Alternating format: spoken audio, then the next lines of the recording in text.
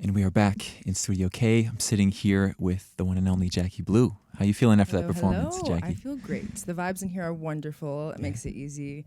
Slack is incredible. That makes it easy. So yeah, we had fun. Totally. And you're sitting under the blue lighting. I know. I love that when I walked in. Yeah. Yeah, he was like, "We got the blue lighting for Jaki Blue." I was like, "Yes." I didn't know if that was like too on the nose or. It's perfect. It's perfectly on the nose. Okay. Wonderful. Wonderful. All right. Well, I'm going to give you a chance right now to just introduce yourself formally, tell us about kind of who you are, what you do briefly, and then also give a shout out to your wonderful guitarist if you want to. Yes, of course. So my name is Jaki Blue. JAKIBLUE is the spelling.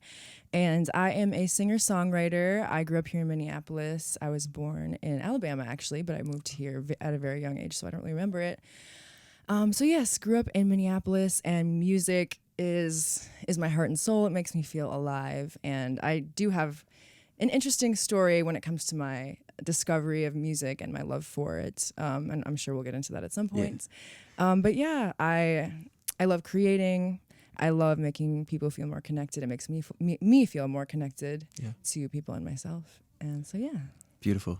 Awesome. And then who was on guitar with you? So we had Evan Slack on guitar, and he is an incredible musician, just beautiful. As you guys heard, he actually just got back from Malaysia on tour. He's about to go on tour again, so... You caught him at a good time then. I know, right? Lucky me. In between tours. That's awesome. We got Evan in between tours on the set. Wonderful. Okay, cool. Well, before we get into your kind of bio, your background, I'd like to talk about what we just heard from you since it's fresh on the mind. Totally.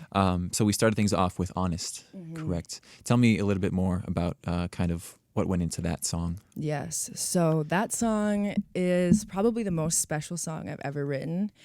So that one, it just kind of came out of me with writing. I guess there's a few different ways that it happens. Sometimes it's freestyle and refining the freestyle, and sometimes I plan a concept, but a lot of the times too, I'll just write, like I'll hear something and then it'll all come out. So that was the case with Honest, and I wrote it about my birth mother, actually. So I'm adopted. And so I actually didn't do music until a few years back, I think 6, 7, 8 years back. Okay. I loved it as a kid. I felt very connected to it as a child, but growing up, I kind of pushed it away. I pushed myself away, struggling with identity and just who I was. And so when I met my birth mom and my birth family for the first time, again, 7, 8 years ago, I found out that she's a musician in New Orleans. And so that re-sparked everything for me. Yeah. And Honest is about her. It's about that. So that chorus lyric is, I've got jazz in my blood, I've got soul in my veins, is like kind of me being like, where this all just comes out. It's not something that I like. I mean, of course, you practice and I practice, but it's not something I trained for my whole life. It's like soul. Yeah.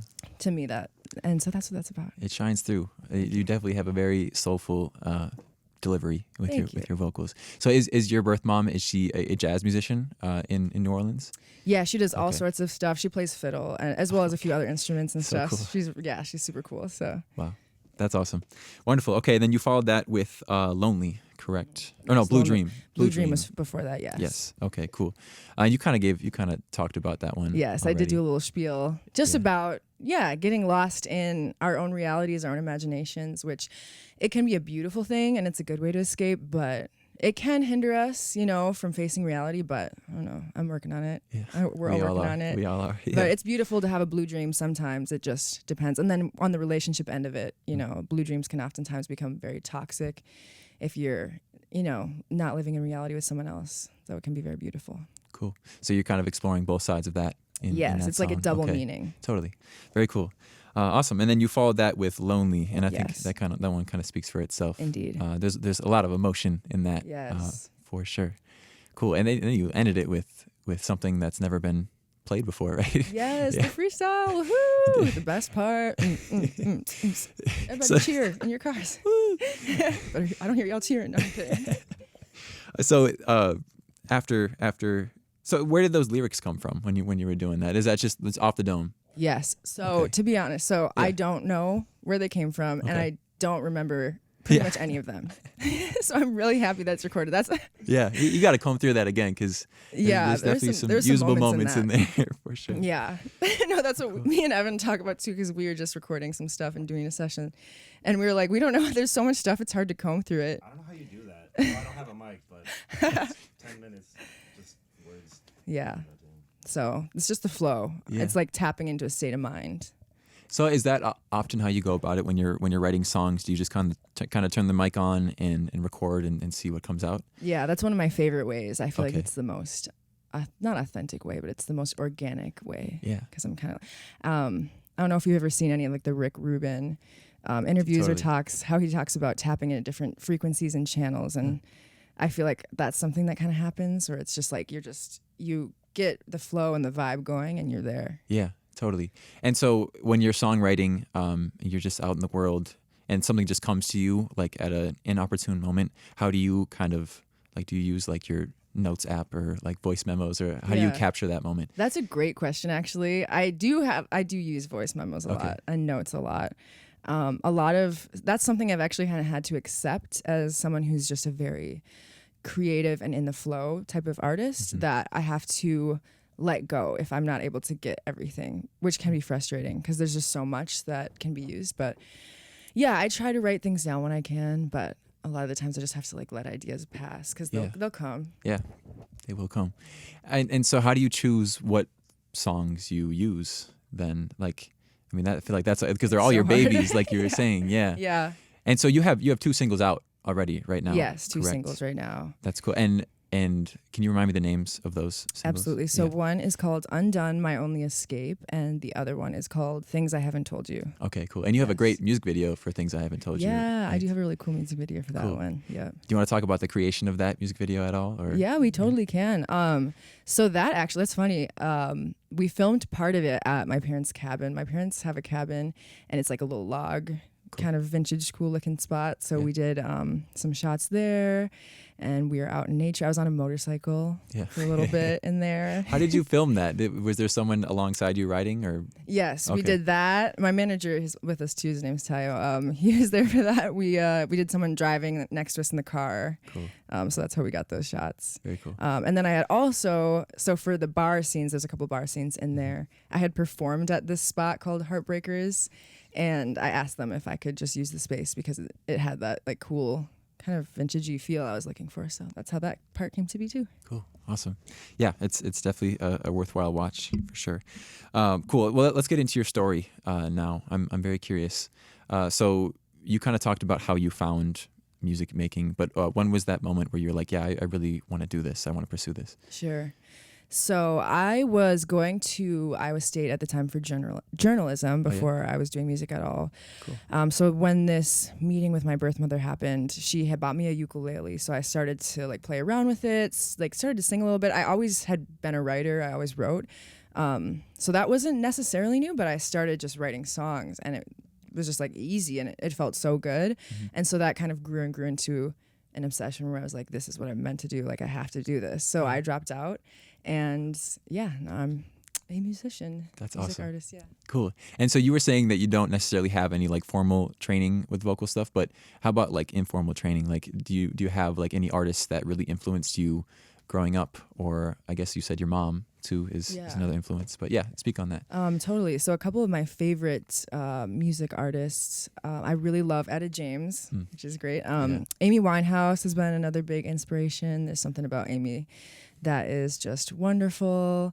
I like a lot of blues stuff. Yeah. I like jazz stuff. And it varies too. I listen to pretty much every genre. Cool. You know. Cool. Awesome. And tell me about your journey as a performer then. It's one thing to write music, release it and stuff, but then it's another thing to be a performer. So when did you start performing live? I would say maybe like a year or two after I started doing music. I've had a lot of great opportunities to do different types of shows with different bands, and it's given me a lot of great experience, performance experience. And I've done some really fun shows with other people in like the city, local people. Like I performed with Nerdy before. That was super fun. You're on one of his songs too, aren't you? Yeah, me and Nerdy have a song together. I love Nerdy. He's awesome. Yeah, I've been blessed to work with so many cool people. Sophia Eris, Maker, lots of cool people in the city. So yeah. Cool. One show in particular that I'd like to talk about, one that I went to recently, your Concepts of Home show. That was fantastic. You had an incredible band. Such a great band. Yeah, incredible. But if I want to give you a chance to kind of speak on that idea, because I love when artists have an intention going into a show and kind of have a theme for it. So speak on the concepts of home idea. Yes. So, as I briefly mentioned earlier, identity is very important to me. And this world is crazy. Life is crazy. It's crazy to be a human being. Half the time we don't know the depths of who we are. And so concepts of home is kind of that exploration of what is identity and what is home. And I actually had written this note down the other day too. I feel like self-concept has a big tie into concepts of home, because what is home? It's like how you feel safe, how you feel loved, like what is it? And it's like you find those things within yourself as well. So I know there's so many people out there that feel like they have a lack of identity, or maybe they don't fit in with their family or their surroundings. And concepts of home is for all of those people, for all of us, for everyone to feel like we're allowed to explore those topics, those questions, and kind of find family where we feel loved and feel safe. So that is concepts of home. Cool. And yeah, just exploring those concepts. Yeah. Who are we? What is home? What is identity? Cool.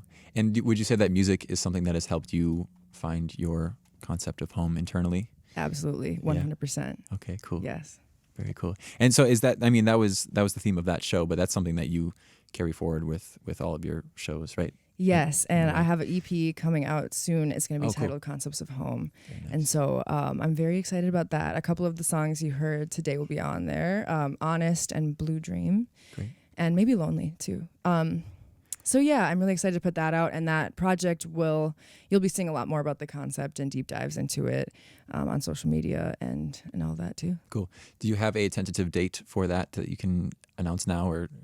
We can, a Okay. soft date. This Okay. is not official, but we're looking at like Thanksgiving time. Oh, wow. Is the goal. So soon. So very soon. November, December Okay. kind of time. And any singles being released before that, or are you just going to release the whole thing as a project? So right now we're looking at doing the project. Okay. Yes. Very cool. Mhm.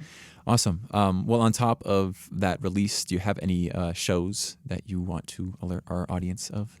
Yes. So around that same time, there's going to be a show for the EP drop Okay. called Concepts of Home Part 2. Cool. I'll be home for Christmas, since ideally it'll be Christmas time, and I'll have more details for the exact date for that and everything soon. So I will be sharing that on my socials also. Is it going to be a similar crew accompanying you in terms of your live band? Again? Yes, very similar. Okay. Yes. Awesome.